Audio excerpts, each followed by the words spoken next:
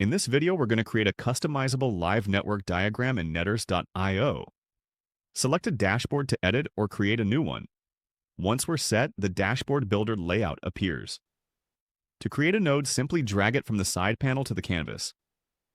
Drag from one node to the other to connect them. Click on the new node to configure it.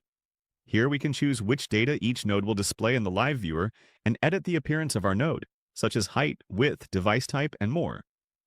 Clicking on the new edge allows us to configure it, just as we did with the node. In the configuration panel for edges, we can select how traffic flows between nodes and edit its appearance in the advanced collapsible panels above. Finally, once we have configured our nodes and edges and added everything to the dashboard we want to monitor, we save the changes and go back to the dashboard selection to view our dashboard. Once it loads, it can be left like that as long as we like, and it will show us up-to-date network data and notify us if something critical happens to the displayed devices. The animation direction is determined by how much traffic is flowing to or from the device, unless configured otherwise.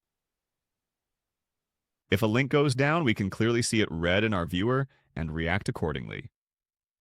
Same will happen if something critical happens to devices. The viewer for live network diagrams is tailored to every screen size and are made so that there should be minimal manual adjusting needed, and these diagrams can stay on a screen 24/7.